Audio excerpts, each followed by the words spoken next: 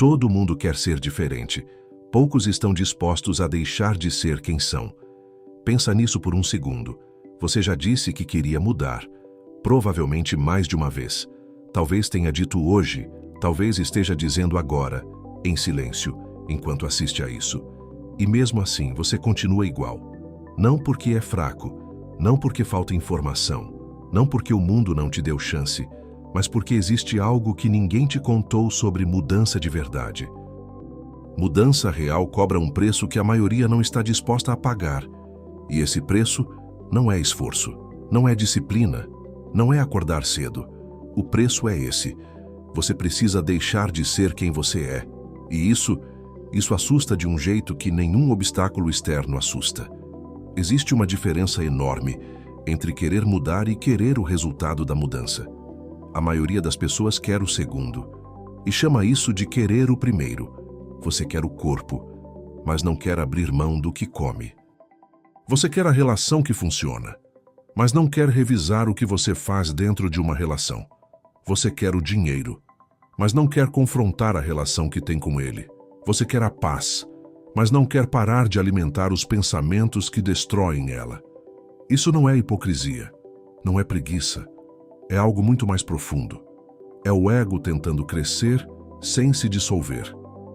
E o ego não funciona assim. Quando você diz que quer mudar uma parte de você, a parte consciente, a que assiste a vídeos como esse, a que lê, que reflete, ela realmente quer. Mas existe outra parte, mais antiga, mais enraizada. Uma parte que foi construída ao longo de anos para te manter exatamente onde você está. Essa parte não é sua inimiga. Ela foi programada para te proteger. O problema é que ela não consegue distinguir entre perigo real e crescimento real. Para ela, os dois parecem a mesma coisa. Mudar significa se tornar alguém diferente. E se tornar alguém diferente significa, em algum nível, deixar de ser quem você é agora. E quem você é agora, por mais limitado que seja, é conhecido, é familiar, é seguro. O desconhecido, mesmo que seja melhor, ainda é desconhecido. E o sistema nervoso humano prefere um inferno conhecido a um paraíso incerto. Quando as pessoas falam em mudança, a conversa quase sempre vai para o mesmo lugar. Hábitos, rotina, consistência, disciplina. Isso tudo existe. Isso tudo importa. Mas existe uma camada antes disso. Uma camada que, se você não atravessa, nenhum hábito dura. Essa camada é a identidade. Você não age de acordo com o que sabe. Você age de acordo com quem você acredita que é. Repete isso mentalmente, não de acordo com o que sabe, de acordo com quem acredita que é. Se você acredita que é alguém que não consegue manter disciplina, vai sabotar qualquer rotina que criar. Não porque é incapaz, mas porque sua identidade vai se reorganizar para confirmar o que ela já acredita sobre você. Se você acredita que não merece uma relação saudável, vai encontrar formas de destruir exatamente quando ela começa a ser boa. Não porque quer, mas porque o bom não cabe na imagem que você construiu de si mesmo. Se você acredita que dinheiro é coisa de gente que tem sorte, que explora os outros, que não é para você, sua mente vai criar limitações invisíveis que nenhuma planilha financeira vai resolver. Identidade não é o que você pensa que é. Identidade é o conjunto de crenças inconscientes que determinam o que você acredita que merece, que consegue e que é. E mudar a identidade é a coisa mais difícil que um ser humano pode fazer. Porque ela não está em um arquivo que você abre e edita. Ela está em cada reação automática que você tem, em cada pensamento que aparece quando você tenta algo novo, em cada voz que diz, isso não é para mim. Mudar de identidade exige que você observe essa voz e escolha não obedecê-la. Não uma vez, não em um momento de inspiração, repetidamente, no dia comum, no dia cansado, no dia em que ninguém está olhando e nada parece estar funcionando. Esse é o preço. E a maioria das pessoas não paga porque não sabia que era isso que estava sendo cobrado. Achavam que o preço era a academia, era o curso, era a terapia, era o livro. Esses são ferramentas, não são a transformação. A transformação acontece no espaço entre estímulo e resposta. No momento em que você poderia agir do jeito antigo e escolhe não agir. Existe um mecanismo que pouquíssimas pessoas identificam em si mesmas. Chama-se conforto disfarçado de processo. É quando você está em movimento, mas não em direção à mudança. Você está lendo sobre mudar, pesquisando sobre mudar, planejando como vai mudar, conversando sobre mudar, assistindo conteúdo sobre mudar. E toda essa atividade cria uma sensação de progresso. O problema é que sensação de progresso não é progresso. A mente é extremamente boa em criar substitutos simbólicos para a ação real. Comprar o tênis de corrida não é correr. Comprar o caderno não é escrever. Criar a planilha não é mudar o comportamento financeiro. Assistir ao vídeo não é fazer o que o vídeo fala. Isso não é crítica, é observação. Porque o conforto disfarçado de processo é sutil demais para ser percebido de fora. Quem está nele está convicto de que está trabalhando na mudança. A diferença entre preparação e procrastinação sofisticada é uma linha tênue, e a única pergunta que separa as duas é: você está evitando a ação que assusta, ou genuinamente construindo condições para ela? Responde isso com honestidade, não com a resposta que você daria em voz alta, com a que aparece quando a pergunta pousa em silêncio. Porque quando você para de se mover e para de consumir por um momento, o que você sente? Se a resposta for alívio, você está descansando. Tudo bem.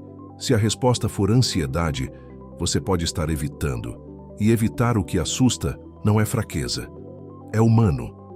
Mas reconhecer que está evitando é o primeiro passo para parar de evitar. Aqui está uma das verdades mais contraintuitivas sobre comportamento humano. As pessoas preferem sofrer de um jeito que conhecem do que crescer de um jeito que não conhecem. Isso não é teoria, é neurociência e é observável na vida de qualquer pessoa. O relacionamento que machuca, mas que você conhece os padrões. O emprego que sufoca, mas que a conta cai todo mês. A autoestima baixa, mas que nunca vai te surpreender com uma expectativa que você pode não alcançar. Existe uma lógica perversa e silenciosa nessas escolhas. Se eu nunca tento de verdade, nunca falho de verdade. Se eu fico onde estou, pelo menos sei o que esperar.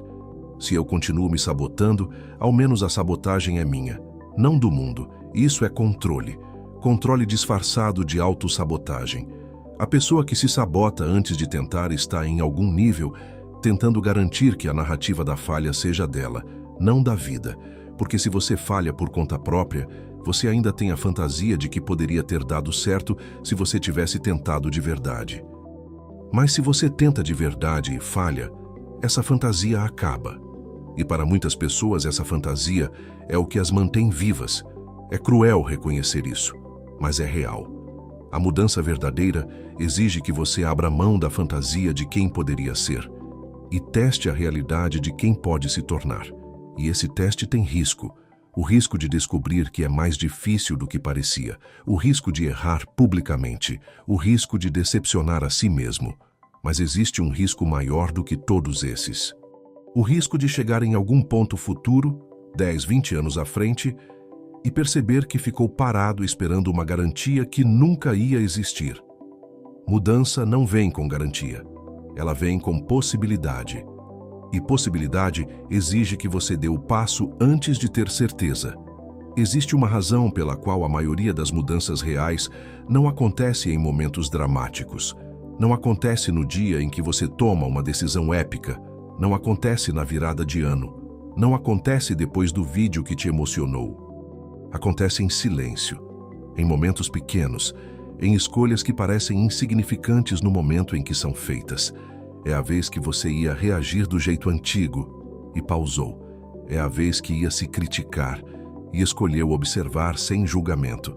É a vez que ia desistir e ficou mais um pouco. Ninguém aplaude essas escolhas. Às vezes nem você percebe que as fez, mas elas se acumulam. E um dia você olha para trás e percebe que não é mais a mesma pessoa, não por causa de um evento, mas por causa de uma soma de pequenas traições ao eu antigo. Traições ao padrão. Traições à história que você contava sobre si mesmo. Traições ao teto invisível que alguém plantou dentro de você há muito tempo.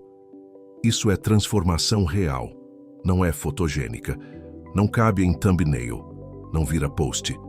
É silenciosa, irregular, cheia de recaídas, cheia de dias em que parece que nada mudou. E é exatamente por isso que a maioria desiste, porque esperava sentir que estava mudando.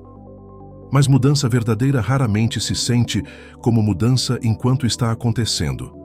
Ela se parece com desconforto, com estranheza, com a sensação de estar fora do lugar, porque o lugar antigo não cabe mais, e o novo ainda não é familiar. Esse espaço entre quem você era e quem está se tornando é o mais difícil de habitar, e é exatamente onde você precisa aprender a ficar. Depois de tudo isso, a pergunta natural é: o que separa quem realmente muda de quem fica falando em mudar? Não é talento, não é sorte, não é circunstância. É uma única coisa: tolerância ao desconforto do crescimento. Toda mudança real passa por um período em que a situação nova é pior do que a antiga, em termos de conforto. Você sai de um relacionamento ruim e enfrenta a solidão. Você começa um negócio e enfrenta a instabilidade. Você começa a se conhecer de verdade e enfrenta o que estava escondido. Quem atravessa esse período chega do outro lado. Quem não tolera o desconforto, volta. E aí diz que tentou, que não funcionou, que talvez não seja para ele. Mas o que aconteceu não foi que não funcionou. O que aconteceu foi que o desconforto do crescimento pareceu maior do que o desconforto da estagnação. E naquele momento de decisão, que raramente é percebido como decisão, a escolha foi voltar ao conhecido. Não tem julgamento nisso, mas tem clareza. Se você quer mudar, você vai passar por esse momento.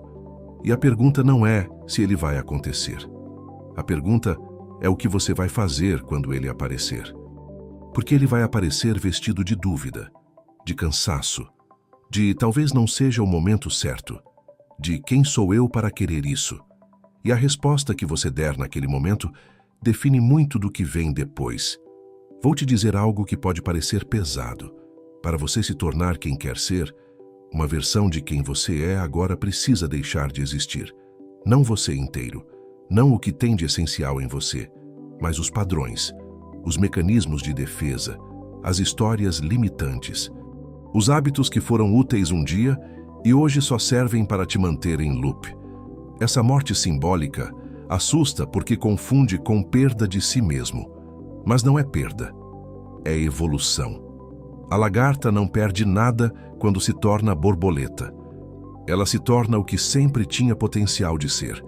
Mas dentro do casulo, o processo não é bonito.